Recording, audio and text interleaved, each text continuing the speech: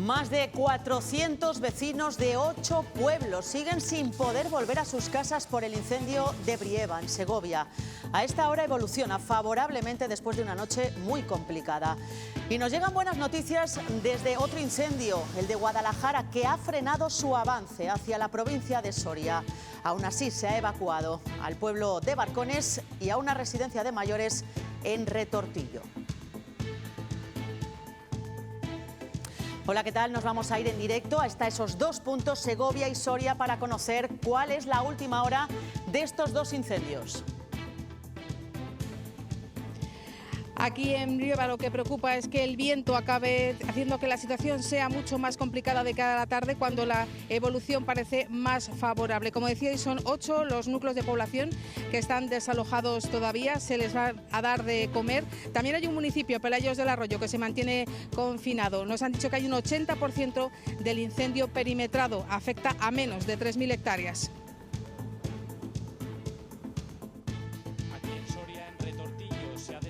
La residencia de ancianos se hizo ayer y también el municipio de Barcones, pero durante la noche se consiguió perimetrar la parte norte de ese incendio de La Mierla en Guadalajara y por el momento no ha entrado en la provincia de Soria. 3 horas y media ha estado declarando ante el juez Julio Martínez, el empresario amigo de José Luis Rodríguez Zapatero, que está imputado en el caso Plus Ultra. Diego Cano ha vuelto a señalar el expresidente. ¿Qué ha dicho? Sí, ha ratificado el escrito que ya le remitió ayer al juez Calama. Julio Martínez ha asegurado aquí en la Audiencia Nacional que Zapatero participó en el rescate de Plus Ultra, cobrando primero un sueldo de 5.000 euros mensuales y después el 1% de la cuantía total del rescate a la aerolínea. Además, ha asegurado que siguió pagando a la empresa de las hijas del expresidente a pesar de que ya no trabajaban. Enseguida vemos los detalles. Las altas temperaturas están obligando a cambiar los horarios de trabajo en la recogida de la patata. La campaña acaba de arrancar. Las previsiones apuntan a una buena cosecha.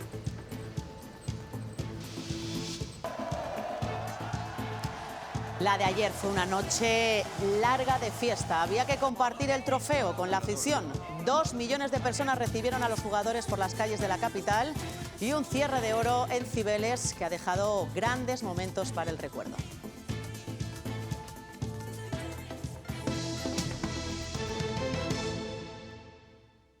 Tenemos que desalojar los caballos seguramente.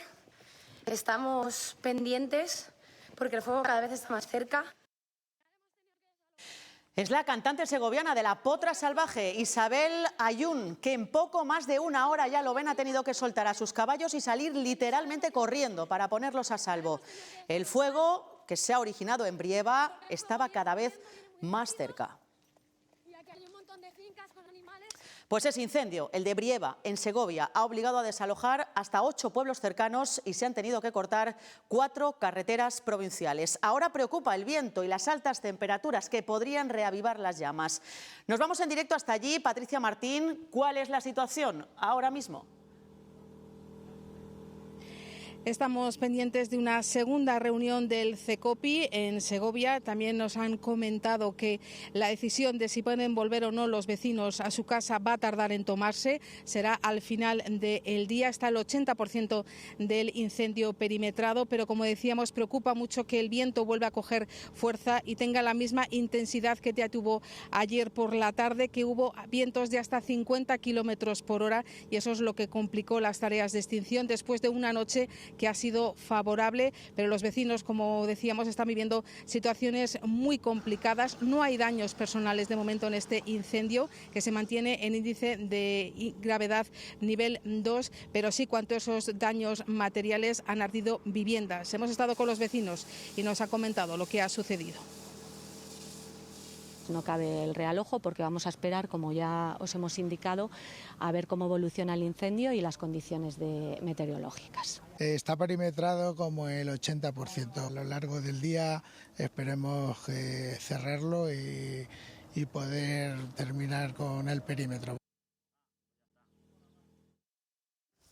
Una noche complicada para los vecinos de Berrocal, Carrascal o Santo Domingo de Pirón, que tuvieron que salir de sus casas. Bueno, pues aquí se vive hasta que no va entrando al pueblo, pues no nos hacemos la idea, pero según va arrimándose, pues nos mandan desalojar y y luego dio la vuelta el viento y cuando quisimos dar cuenta pues ya estábamos, desde allí estábamos a 1 kilómetro, cuando llegamos aquí había llegado el fuego a la vez que nosotros. Junto a Torrecaballeros y Torreiglesias, Sotosalbos ha sido uno de los pueblos donde han pasado la noche tras el aviso de las autoridades. Abrir el local del ayuntamiento para habilitar un sitio por si tenían que venir gente de otros pueblos. Nos fueron reculando hasta llegar aquí. Dijeron que la Guardia Civil que teníamos que desalojar y nada, nos vinimos aquí a Sotosalbos. Comimos y bueno, estuvimos ahí hablando y hoy pues hemos jugado al Monopoly. Tras dormir y con preocupación, la situación, aunque controlada, sigue siendo de incertidumbre. Estamos esperando, parece ser que las casas no están afectadas. Desolador, o sea, todo el camino hacia allá, la carretera es terrible. Las autoridades siguen realizando trabajos de refrescado y mantenimiento para evitar la reactivación del fuego.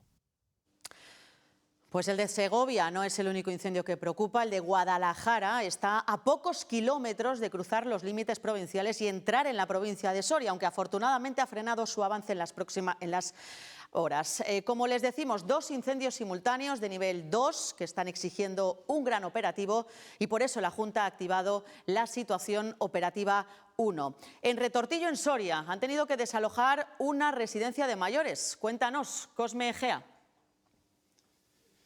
Tras varios días de incertidumbre, se empieza a recuperar poco a poco la tranquilidad de los pueblos del sur de la provincia de Soria por la amenaza que supone ese incendio de la Mierla en Guadalajara, que ya está próximo a la provincia. Ayer se celebraron 2 reuniones del CECOPI donde se decidió desalojar la residencia de Retortillo y el municipio de Barcones debido al humo que había en ambos municipios y en la noche se consiguió perimetrar el frente norte del incendio todavía en Guadalajara. No ha entrado en la provincia, pero están muy pendientes de cómo puede evolucionar el viento y las partículas que puede mover.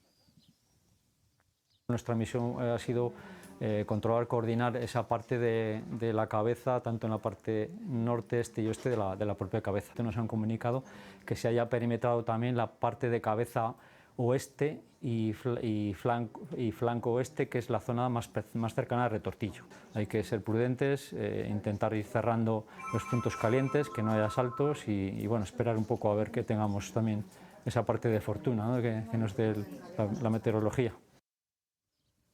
La jornada de ayer fue especialmente complicada para los vecinos, con los desalojos que se sufrieron por el humo que había en los diferentes municipios y con los agricultores luchando en primera línea contra el fuego. El incendio de la Mierla en Guadalajara mantiene en jaque al sur de la provincia de Soria. El fuego llegó a situarse a unos 5 kilómetros del límite provincial y obligó a activar el nivel de gravedad potencial 2 por riesgo para la población. Estábamos, yo por lo menos, asustada. Mucha incertidumbre. Por las ventanas, sobre todo de las casas. Todo cerrado. El lunes por la tarde se reunió el CECOPI en hasta 2 ocasiones y medios del operativo Infocal de Soria se incorporaron a las tareas de extinción en Guadalajara, también de la BRIF de Lubia. Durante la noche se logró reducir la intensidad del frente, aunque la situación sigue siendo complicada. La prioridad, proteger a la población. Se evacuó la residencia de mayores de Retortillo con 31 usuarios y 2 vecinos dependientes. Por precaución, por el humo y tal, claro, la gente al tener problemas de movilidad pues necesitan más tiempo. Y Barcones fue desalojado por la mala calidad del aire. En total fueron 31 usuarios. Por el humo. Los más mayores ya se los llevaron ayer.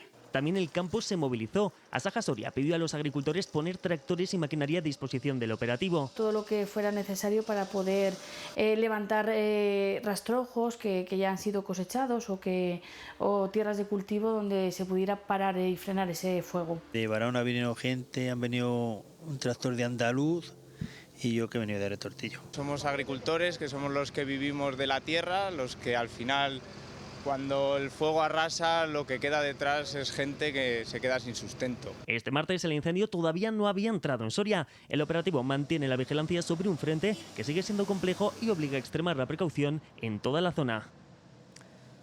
Las altas temperaturas de estos días, junto con la humedad y la topografía del terreno, son algunos de los factores que influyen en el comportamiento de un incendio forestal y también, Sergio, su agresividad.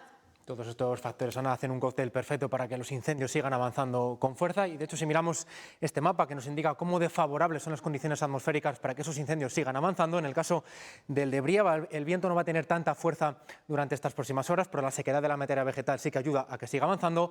Peor está la situación en la frontera entre Guadalajara y Soria, con fuertes rachas de viento durante estas próximas horas que podrían superar los 50-60 kilómetros por hora y seguir empujando el incendio hasta nuestra comunidad. Todo esto en una jornada en la que han subido ya las temperaturas. Estaremos por encima de los 35 grados, precisamente también en la provincia de Soria, que es una de las zonas que más altas temperaturas van a alcanzar durante estas próximas horas. Entre los 30 y los 34 grados estaremos en el resto de la comunidad. Un calor que influye mucho en nuestra vida, también en otros factores como el turismo, y lo están notando precisamente en Segovia. Hacer turismo durante los meses del verano y conocer ciudades empieza a ser todo un reto, y ya no solo en las ciudades del sur, también aquí en Segovia. Durante los meses de julio y agosto se reducen notablemente los grupos que vienen a conocer la ciudad, y en parte es debido a las elevadas temperaturas, algo que está haciendo que se comiencen a plantear alternativas. Los valientes que estos días visitan Segovia. Es insoportable las calores que hacen. La verdad que nos esperábamos menos. No estamos acostumbrados, te puede arruinar un poco la visita. Vine hace más de 30 años y vine en agosto y yo no recuerdo este calor. Ellos, los que llegan en grupo desde otros países, en verano son menos. Todos los años ocurre, ¿eh? Opten por otros destinos donde la temperatura sea más benévola. Y como las condiciones climáticas no están en nuestras manos, se buscan alternativas. Tenemos que replantearnos pues eso, el trabajo, las sombras, las rutas, hay que replantearnos. Poner, no sé, toldos o algo así en las plazas que sean muy grandes, que estén así al sol como esta. Sitio para resguardarse. Hace falta un poquito más zonas de hidratación y eso para los chavales. El Ayuntamiento de Segovia se plantea habilitar un espacio en su centro de recepción de visitantes. Ahí se va a intervenir para una de las cuestiones es poder tener ese punto de acogida también, no solamente de información, sino de acogida. Porque según un análisis de CaixaBank Research, las olas de calor reducen la fidelidad del turista internacional, sobre todo en destinos de interior como los nuestros. ¿Cómo refrescar nuestra casa en plena ola de calor sin tener aire acondicionado? Es todo un reto estos días. Pero hay pequeños gestos del día a día que pueden ayudarnos. Les vamos a contar algunos para combatir el calor sin disparar el consumo energético. Durante las horas de más calor del día, podemos poner una cortina o una pérgola, algún elemento que evite que la radiación del sol llegue al interior. Hay que aislarse a cal y canto del exterior. Y lo contrario, las pocas horas de fresco, 5 o 6 de la mañana, que empieza a bajar la temperatura, y ahí sí que hay que aprovechar. Evitar siempre el uso del horno y cualquier electrodoméstico. Un horno, para que nos hagamos una idea, en una cocina puede elevar la temperatura 5 grados más de lo que tiene durante su uso. Y tampoco las luces. Las bombillas incandescentes o los focos halógenos se convierten en pequeños radiadores. Si podemos sustituirlo por luces LED, que además de un ahorro en consumo, vamos a tener un mejor grado de temperatura interior. Con hábitos sencillos y un uso responsable de los sistemas de climatización es posible hacer frente a la ola de calor manteniendo la vivienda más fresca y reduciendo el gasto energético. El concepto de climatizar no es mover el aire y enfriarlo, sino saber qué es lo que hay que hacer con el aire, renovarle, depurarle y después evidentemente darle frío al cliente. Y hay que saber elegir qué estancias vamos a climatizar. En el salón o en las habitaciones o en aquellos sitios donde pueda haber una persona que esté teletrabajando. Para intentar mantener fresca lo máximo posible nuestro hogar.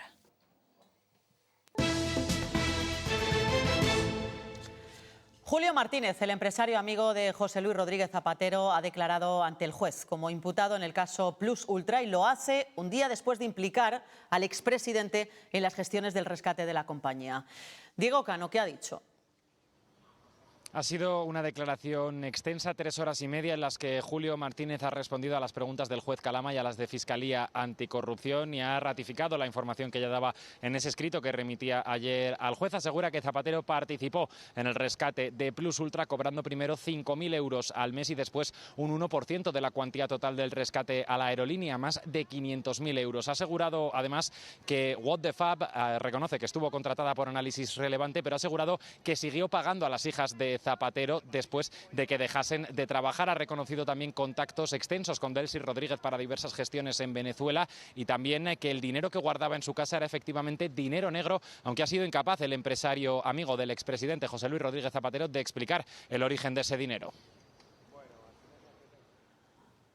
Gracias, Diego. Pues después de estas confesiones, el Partido Socialista y el Gobierno siguen creyendo en la inocencia del expresidente. No lo ve así la oposición, que asegura que Zapatero y Pedro Sánchez están unidos en este caso. La actuación del Gobierno de España en ese expediente fue la correcta. No hay ninguna duda que seguimos creyendo en su inocencia y seguimos defendiendo la presunción de inocencia. Tenía de socio a Delcy en Caracas y tenía de socio a Sánchez en Madrid. Este es en definitiva el gran chanchullo que tienen Sánchez y Zapatero y que se los puede llevar ahora los dos por delante, ahora que la ley del silencio socialista ya no funciona. Zapatero sería el líder de una macrotrama, pero podemos asegurar sin temor a equivocarnos que Sánchez es su socio. Necesitamos explicaciones claras, necesitamos saber, bajo nuestro punto de vista, es inasumible políticamente. También mantiene su confianza en Zapatero, el líder socialista en la comunidad. Y aunque dice perderse ante todos los casos que rodean a su partido, pide también no hacer linchamientos anticipados. Me pierdo entre todos los casos. Quiero seguir teniendo toda la confianza por el reconocimiento personal y político, por el conocimiento personal y político que tengo del expresidente del Gobierno Zapatero, ¿no? Y desde esa máxima que dije el primer día, que también la acompañé ese primer día, ¿no? Con que la haga, que la pague. Para reforzar la coordinación ante grandes catástrofes, hoy se ha reunido la presidenta del Tribunal Superior de Justicia con la vicepresidenta segunda de la Junta y la delegación del Gobierno. Las tres instituciones han coincidido en la importancia de anticiparse a escenarios de especial complejidad para la mejor atención a las víctimas y a sus familias.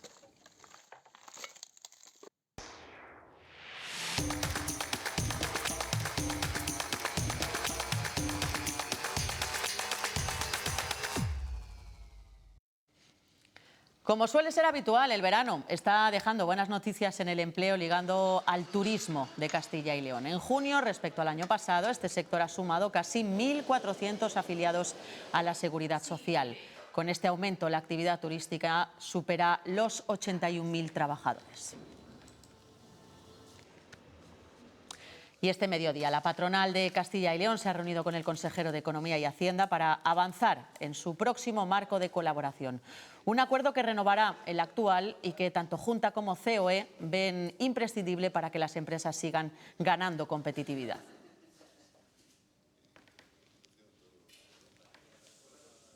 Con la mirada puesta en la reunión sobre el modelo de financiación autonómica de la próxima semana, el Partido Socialista de Castilla y León sigue defendiendo su propio modelo. Aseguran que están trabajando con el Ministerio de Economía. Desde la Junta insisten en negociar desde cero y proteger los intereses de la comunidad. Hacerle ver lo injusto y lo insuficiente que es ese modelo y para hacerle ver que con otros criterios mucho más justos podremos estar aplicando aquello que se resume de una forma muy fácil, que es el coste efectivo y real de los servicios. Es verdad que el modelo es malo para Castilla y León y para España, el que le están diciendo en el Ministerio cuando plantea este modelo, porque nosotros y el resto de comunidades autónomas, salvo una, le hemos dicho al Gobierno que lo retire, que negociemos desde cero. También el líder de los socialistas ha hecho balance hoy de las comparecencias de los consejeros de estos últimos días. Dice que esta legislatura de Mañueco es de prórroga y sin grandes proyectos. Cambiamos los nombres de las consejerías, cambiamos las etiquetas, ¿no? Removemos, pero no resolvemos ninguno de los problemas que tiene nuestra comunidad autónoma. Estamos ante un gobierno absolutamente de mínimos, ¿no? De trámite. Y hoy se ha dado un paso más en la creación del Corredor Atlántico Noroeste. Se ha celebrado en Santiago de Compostela un acto de presentación. Allí ha estado presente la consejera de Movilidad, que también ha estado acompañada de empresarios de nuestra comunidad, de Galicia y del norte de Portugal. Pues serán estos tres territorios los que verán disparada su competitividad con la puesta en marcha de este eje ferroviario.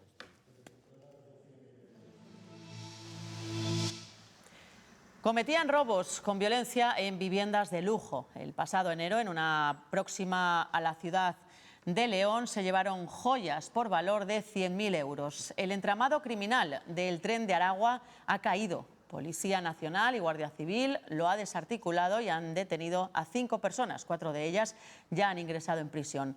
Han realizado 6 registros en Madrid, Orense, Ibiza y Tenerife, donde se encontraba asentada esta organización. La investigación comenzó después del asalto al chalet en León, donde utilizaron un arma de fuego para intimidar a los propietarios de la vivienda donde se encontraban también menores de edad. Y tremendo esto que vamos a contarles. La justicia ha condenado a 15 años de prisión a un hombre en Valladolid que abusaba sexualmente de su hija, una niña que tenía una discapacidad. Abusaba de ella a diario, desde que tenía 4 años, cuando su madre no estaba en casa.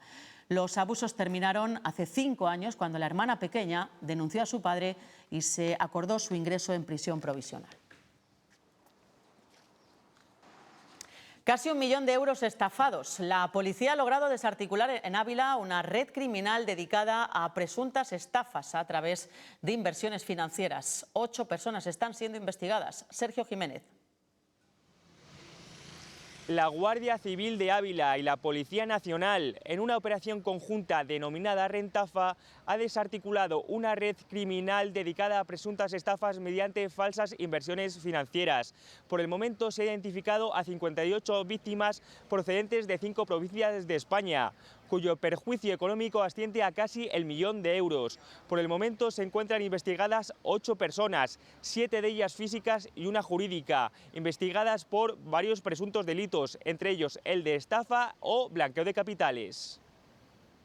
Pensar en rentabilidades superiores al 8, al 10%, incluso superiores a eso y más, pues es probablemente vivir en un mundo de fantasía que no se ajusta a la realidad y que probablemente lo que nos está es manifestando pues que detrás lo que hay es una organización de delincuentes. Los investigados metían el dinero en criptoactivos. ¿Por qué lo meten en criptoactivos? Pues muy fácilmente, porque no hay trazabilidad. Lo meten en la red blockchain y si lo meten en la red blockchain, pues es difícil la investigación de a ver dónde va ese dinero. Continúan las reuniones del nuevo consejero de Agricultura con las diferentes asociaciones agrarias y ganaderas. Hoy se ha reunido en Salamanca con representantes de la plataforma pecuaria bovina para analizar la situación de la sanidad animal y en concreto de la tuberculosis. El objetivo de la Junta, ha dicho, es asegurar la rentabilidad de las explotaciones y para ello ya ha puesto en marcha varias medidas. No nos va a temblar la mano. Se han ya anunciado medidas como es el poder utilizar visores térmicos y nocturnos para dar herramientas a los cazadores y poder, en este caso, pues disminuir la población de jabalí. Hemos anunciado que el precinto digital va a ser voluntario y estamos trabajando conjuntamente pues la Dirección General de Caza y Pesca con la Dirección de Producción Agrícola y Ganadera en ese sentido. Y ya ha comenzado la campaña de arranque de la patata en Castilla y León. Lo hace con menos superficie, unas 17.500 hectáreas, aunque las previsiones apuntan a una cosecha de buena calidad. Eso sí, las altas temperaturas están obligando a cambiar incluso los horarios de trabajo. Las máquinas ya levantan las primeras patatas en Valladolid, eso sí, antes de que el calor apriete. Por la mañana se empezaría sobre las 7 de la mañana y luego por la tarde sobre las 6 o las 7 de la tarde, dependiendo del horario que venga el camión a cargar para que estén el menos tiempo posible en la tierra. Es el inicio de una campaña que poco a poco se extenderá por toda la comunidad. Este año hay unas 2.000 hectáreas menos, pero las primeras cosechas están dejando buenas sensaciones. Hasta ahora va bien, va muy bonita y muy buena. Y la producción mala no es. Eso sí, las olas de calor quemaron hojas y frenaron el desarrollo de parte del cultivo. Aún así, los rendimientos rondan las 60 toneladas por hectárea. Igual un poquito corta de tamaño, pero podría haber sido mejor lo mismo si no se hubieran secado muchas coronas ligeras. Lo que no mejora son las cuentas. Si yo llegara y digo, las vendo a 8, pero voy al supermercado y están a 40, dices, mira, 4 veces más. Pero es que ahora no son 4 veces más. Son 10 o 12 veces más. Claro, y nosotros cabe menos. Y cuando esa patata llega al supermercado, empieza otro examen, el del aspecto. Una patata no tiene que ser un objeto de porcelana de adorno. Lo que tiene que ser es buena, no bonita. Con la campaña ya en marcha, ahora será el verano el que termine de decidir si esa buena calidad acaba convirtiéndose también en una buena cosecha.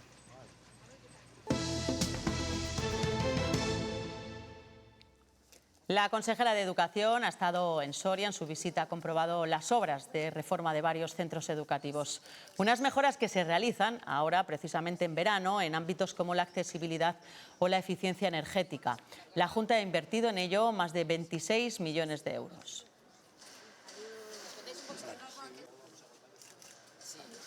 La formación profesional en cuanto al alumnado, que ronda ya los 50.000 alumnos, y que además sabemos que 8 de cada 9 alumnos permanecen en la provincia donde estudian, y por tanto es unas medidas que conseguimos también retener ese talento y que los que deciden estudiar formación profesional pues puedan ejercer esa profesión en la provincia donde estudian. Y nueva normativa antitabaco. El Gobierno ha aprobado en el Consejo de Ministros el proyecto de ley con el que busca ampliar los espacios libres de humo, incluyendo las terrazas. La reforma va a equiparar también el uso de los cigarrillos electrónicos o vapeadores a limitaciones que ya existen para el tabaco convencional. Además, se limitará sus puntos de venta. El texto debe ser aprobado en el Congreso. El Partido Popular ya ha anunciado que lo va a estudiar. Esta reforma persigue un objetivo que es muy claro, que es proteger mejor la salud pública y avanzar hacia una generación libre de tabaco. En los espacios compartidos, respirar aire limpio sea la norma y que el derecho a la salud no dependa del lugar en el que uno se encuentre. La reforma también prohíbe expresamente el consumo de estos productos por parte de menores. Hasta ahora estaba regulada o prohibida la venta. Castilla y León está a la cabeza del consumo de fruta entre los menores. Supera en 17 puntos la media nacional y está solo por debajo de Madrid y Castilla-La Mancha. Una buena costumbre, desde luego. En la calle y en las fruterías tienen también esa impresión. Hay veces que no hay manera. A mí me obligaban a comer fruta, pero no nos gustaba mucho. Pero nos dicen padres y abuelos... Hay que insistir, pero obedecen al final, sí. Porque a las familias no hay que recordarles ni mucho menos los beneficios de comer fruta a diario. Lo natural, como yo digo. De pequeño no, pero al ir avanzando pues ya me he concienciado más en la comer fruta. Aunque al principio pues algunas veces no les gusta, ¿verdad? Pero después sí. En el desayuno, a la merienda, plátano, manzana o lo que fuese, cocidas o asadas, y le encantan. Aquí veis auténticos dramas de gente que no prueba absolutamente nada y luego tiene enfermedades súper raras. En las fruterías notan que en Castilla y León existe esa cultura de dieta mediterránea de ir inculcando a los hijos los buenos hábitos alimenticios. Los abuelos sobre todo les inculcan mucho el tema de la alimentación, ¿sabes? Agradecen que durante el curso los colegios se impliquen en la alimentación sana. No se deja llevar el almuerzo, digamos, libre, cada uno lo que quiera, sino que al menos se pautan un par de días o 3 en el que les obligan a llevar una pieza de fruta. Y en verano es más fácil hacer a la fruta atractiva. Me gusta la frambuesa, el plátano y las moras. Fruta, verdura y resto de productos frescos son la base de una dieta equilibrada, una de las mejores armas de las que disponemos para evitar enfermedades crónicas y esquivar la obesidad infantil. ¿Cómo conseguir que los clásicos sigan vivos 4 siglos después? Esa es una de las preguntas que plantean las jornadas sobre teatro clásico de Olmedo, que este año ponen el foco en las nuevas formas de acercar el siglo de oro al público. Pero sí que es verdad que... ¿Puede ser la gran pantalla una de las mejores herramientas para que los grandes clásicos lleguen a espectadores que nunca han pisado un teatro? Los directores de cine, algunos ya van al teatro a ver teatro clásico, pero deberían visitar con más periodicidad los grandes textos de teatro y arriesgarse a hacer producciones por supuesto, del siglo de oro español. Porque llevar a Lope, Calderón o Tirso al cine no significa cambiar su esencia, sino encontrar un nuevo lenguaje para contar historias que siguen siendo actuales. Yo creo que son lenguajes diferentes, ¿no? El lenguaje del cine y el lenguaje del teatro, pero el verso es el verso. Entonces, si hiciéramos algo en verso en audiovisual, pues tendríamos que respetar el verso igual. Las actrices coinciden en que el reto no es solo conservar este patrimonio, sino hacerlo atractivo para las nuevas generaciones sin perder la fuerza de los textos originales. Lo importante es que se active ese mecanismo de enamoramiento de nuestro patrimonio del siglo de oro en las escuelas, en los institutos, desde pequeñitos ya. Y ese es precisamente el espíritu con el que nacieron hace 20 años estas jornadas, que hasta el martes seguirán reuniendo en Olmedo a investigadores, artistas y espectadores para reflexionar sobre el presente y el futuro del teatro clásico.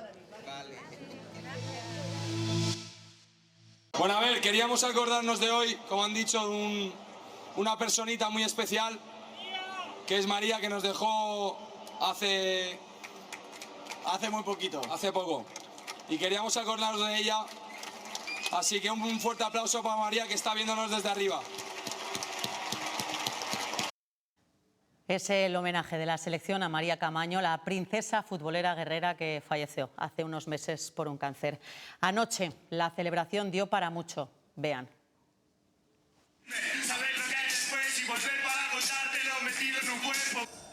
Apenas 24 horas después de conquistar el segundo mundial de su historia, regresaban a casa para celebrar el título junto a los miles de aficionados que les esperaban en Madrid. En un autobús descapotable los jugadores recorrieron las calles. 2 millones de personas se congregaron para dar la bienvenida a la selección, que llegaba con la Copa y con la segunda estrella.